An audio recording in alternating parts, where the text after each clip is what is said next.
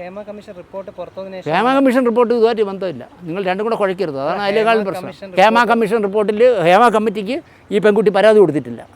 നിങ്ങൾ ചോദ്യങ്ങൾ വായിക്കാൻ വരുമ്പോൾ ഇതൊക്കെ പഠിച്ചിട്ട് വരണം. ആ പെൺകുട്ടി ഈ പറയുന്ന നിങ്ങൾ ഹേമ കമ്മിറ്റി എന്ന് പറയുന്നു. പക്ഷേ ആ പെൺകുട്ടി ഹേമ കമ്മിറ്റിയുടെ മുന്നിൽ പരാതി കൊടുത്തിട്ടില്ല. ഈ നേരം വരെ കൊടുത്തിട്ടില്ല. പിന്നെ എന്ത് Hema committee?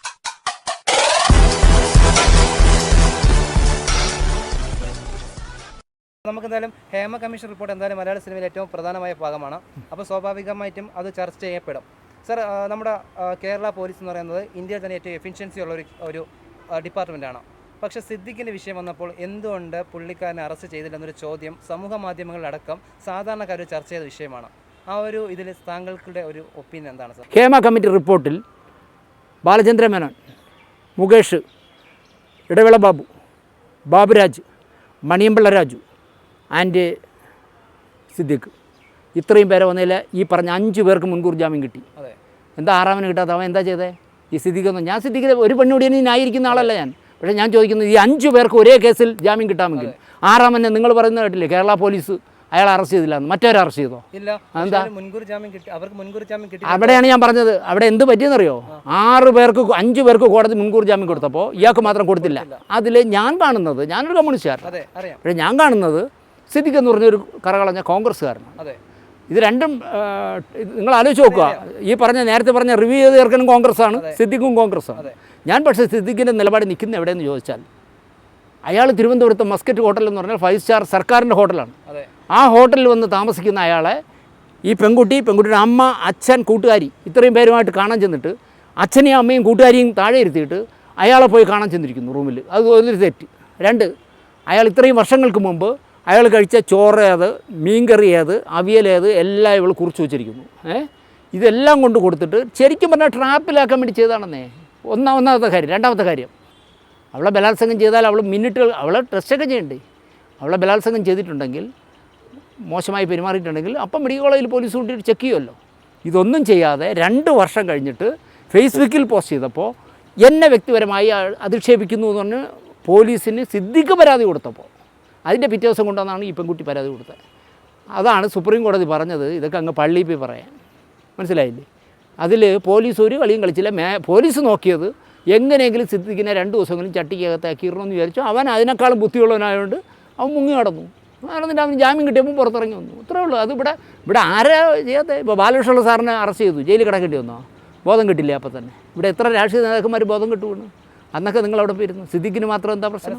Hema committee report വന്നതിൻ്റെ അടിസ്ഥാനത്തിലാണ് ഒരുപാട് ജൂനിയർ ആർട്ടിസ്റ്റുകൾ വന്ന് ഈ ഇത്തരത്തിലുള്ള ആ വിധേയം മീൻസ് എന്തൊക്കെ ലൈംഗിക ആരോപണം ഉണ്ടായിട്ടുണ്ട് അവർ വ്യക്തമാക്കുന്നത്. കാരണം അവർ സപ്പോർട്ട്, അതായത് മീഡിയ, സോഷ്യൽ മീഡിയ എല്ലാവരും സപ്പോർട്ട് ഉള്ളതുകൊണ്ട് മാത്രമാണ് ഒട്ടനവധി പേര് വന്ന് പറയുന്നത്. സോഷ്യൽ മീഡിയയിൽ സപ്പോർട്ട് ഉണ്ടെങ്കിൽ മാത്രമാണ് നിങ്ങളെ ബലാത്സംഗം ചെയ്താൽ നിങ്ങൾ പുറത്തു പറയേണ്ടത്. അത് ഒരിക്കലുമല്ല. പക്ഷേ ഹേമ കമ്മീഷൻ റിപ്പോർട്ട് വന്നതിൻ്റെ അടിസ്ഥാനത്തിലും മാധ്യമങ്ങൾ വളരെയധികം ചർച്ച ചെയ്യുന്നുണ്ട്. അത് പുറത്തു കൊണ്ടുവരണം. എന്തുകൊണ്ട് സർക്കാർ ഇത്ര പേരുകൾ പുറത്ത് വിടില്ല എന്ന് പറയുന്ന കാര്യം എന്തായിരുന്നു? അവിടെ പ്രൈവസിയെ ബാധിക്കുമെന്ന് എന്ന് പറഞ്ഞുകൊണ്ടാണ്?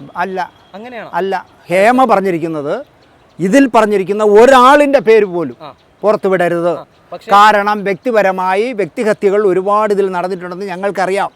ഇത് വ്യക്തിഹത്യ നടത്താൻ വേണ്ടി വല്ലവരുടെയൊക്കെ പേര് പറഞ്ഞാൽ ആ പേരുകൾ പുറത്തു പറയരുത്. കാരണം പറയാൻ പാടില്ല. നിങ്ങൾ ഒന്നാമത് മനസ്സിലാക്കേണ്ടത് കമ്മീഷനും കമ്മിറ്റിയും എന്താണെന്ന് ആദ്യം പഠിക്കണം. ഇത് കമ്മിറ്റിയാണ്. അതായത് സർക്കാരിന് സിനിമാ രംഗത്ത് ഒരുപാട് കൊള്ളരുതായ്മകൾ നടക്കുന്നു എന്ന് ഒരുപാട് പരാതികൾ കിട്ടി. ആ പരാതികൾക്ക് പരിഹാരം കാണാൻ നമ്മൾ എന്തൊക്കെ ചെയ്യണമെന്ന് അന്വേഷിക്കാൻ മാത്രമാണ് ഒരു കമ്മിറ്റി വെച്ചത്. ആ കമ്മിറ്റിയുടെ റിപ്പോർട്ട് പോലും പുറത്തുവിടേണ്ട ഒരാവശ്യമില്ല. സർക്കാർ വെറുതെ അബദ്ധം കാണിച്ചതാണ്. ഇപ്പം ഞാൻ കേട്ടെ, ഇന്ന് മാലാ പാർവതി നിൽക്കേ സർക്കാർ ഇല്ല. നിങ്ങൾ മാധ്യമപ്രവർത്തകരെ കോപ്പം തന്നെ പറയണ്ട. മാധ്യമപ്രവർത്തകരെയൊക്കെ എനിക്കറിയാം. ഇവിടുത്തെ മാധ്യമപ്രവർത്തകന്മാർ എന്തെല്ലാം സദാചാര വിരുദ്ധ പണികൾ ചെയ്യുന്നു എനിക്കറിയാം. അതുകൊണ്ട് പറഞ്ഞേക്കില്ലേ, ഞാൻ പറയട്ടെ, വാങ്ങിച്ചോ. വിവരാവശ്യം 10 രൂപ കൊടുത്ത നിനക്കും കിട്ടും, ആർക്കും കിട്ടും. അതല്ല പ്രശ്നം. ഞാൻ അതല്ല പറഞ്ഞത്. അത് നിങ്ങൾക്ക് കിട്ടിയതിൽ വല്ല ഫലമുണ്ടോ? വെട്ടേണ്ടതെല്ലാം വെട്ടിയിട്ടില്ലേ? കിട്ടി 66 പേജ് കിട്ടിയില്ലല്ലോ. സർക്കാരിന് ചെയ്യാൻ പറ്റില്ല എന്ന്. കാരണം ഹേമ എഴുതിയിരിക്കല്ലേ കൊടുക്കരുത്. റിപ്പോർട്ടർ ചാനൽ വിട്ട ഏറ്റവും പ്രധാനപ്പെട്ട സാർ കണ്ടെന്ന് പ്രതീക്ഷിക്കുന്നു. റിപ്പോർട്ടർ ചാനൽ വിട്ട ഏറ്റവും പ്രധാനപ്പെട്ട ഒരു കാര്യം എന്ന് പറയുന്നത് വെട്ടാൻ പറഞ്ഞതിൽ അഡീഷണൽ 10 പേജും കൂടി സർക്കാരിന്റെ ഇഷ്ടപ്രകാരം വെട്ടിയെന്നൊരു ആയിരിക്കും. ഞാൻ പറഞ്ഞ വെട്ടണമെന്ന്. കാരണം എന്താ അറിയോ, വെറുതെ മാന്യമായിട്ട് കുടുംബമായിട്ട് അന്തസ്സായിട്ട് ജീവിക്കുന്ന ആളുകളുടെ പേരിൽ എന്തെങ്കിലും ഒരു കൊതിക്കറിവിൻ്റെ പേരിൽ ഇതിൽ മൊഴി കൊടുക്കാൻ പോയ ഒരുത്തൻ മാറ്റ ഫെഡറേഷൻ എന്ന് പറഞ്ഞൊരു പ്രസ്ഥാനം വെച്ചുകൊണ്ട് കഴിഞ്ഞ 10 വർഷത്തോളം മലയാള സിനിമയെ മുഴുവൻ മുച്ചൂടും നശിപ്പിച്ച ഒരുത്തൻ 4 പ്രാവശ്യം മൊഴി കൊടുത്തു. 4ാമത് മൊഴി കൊടുത്തിട്ട് അവൻ പത്രക്കാരോട് പറഞ്ഞറിയോ, ഹൈദരാബാദിൽ നിന്ന് ഞാൻ പറന്നു വന്ന് മൊഴി കൊടുത്തു എന്ന്. അവൻ കൊടുക്കുന്ന മൊഴി എല്ലാവർക്കും അറിയാം. മോഹൻലാലിനെതിരെ കൊടുക്കും, മമ്മൂട്ടിക്കെതിരെ കൊടുക്കും, ദിലീപിനെതിരെ കൊടുക്കുമെന്ന് ആർക്കും അറിയാം. ഇങ്ങനെയുള്ള നുണയന്മാർ പറയുന്നത് വെച്ചാണോ കമ്മീഷൻ ഇതുണ്ടാക്കേണ്ടത്? അവർ ചെയ്യേണ്ടിയിരുന്നത് എന്താ? ഹേമ കമ്മിറ്റി അതിൽ എൻ്റെ പേരുണ്ടെങ്കിൽ എന്നെ വിളിച്ച് ചോദിക്കണ്ടേ? നിങ്ങളെപ്പറ്റി ഒരു പരാതിയുണ്ട്, നിങ്ങൾക്ക് എന്തെങ്കിലും അഭിപ്രായം പറയണമെന്ന് ചോദിക്കണ്ടേ? ഹേമ കമ്മിറ്റി ഏതെങ്കിലും ഈ പരാതി പറഞ്ഞ പേര് വന്ന ആരെങ്കിലും ഒരാളെ വിളിച്ചിട്ട് നിങ്ങളെ പരാതിയുണ്ട് കേട്ടോ, നിങ്ങളെന്തെങ്കിലും ചെയ്തിട്ടുണ്ടോ എന്ന് ചോദിക്കണ്ടേ? ഹേമ കമ്മിറ്റിക്ക് വേണ്ടി വെറുതെ 1,85,00,000 രൂപ വെറുതെ സർക്കാർ കളഞ്ഞു എന്ന് ഞാൻ പറയും. എന്നിട്ട് സിനിമ ഇൻഡസ്ട്രിയെ, മലയാള സിനിമ ഇൻഡസ്ട്രിയെ മുച്ചൂടും നാറ്റി. അല്ലാതെ ഇതുകൊണ്ട് ഒരു ഗുണം ഉണ്ടാവില്ല. അതാ ഇപ്പോൾ ഇന്നലെ മാലാപാർവതി സുപ്രീം കോടതിയിൽ എന്താ പറഞ്ഞേക്കണേ, വായിച്ചോ? മാലാപാർവതി എന്ന് പറഞ്ഞ നടി ഹേമ കമ്മിറ്റിക്ക് മൊഴി കൊടുത്തു.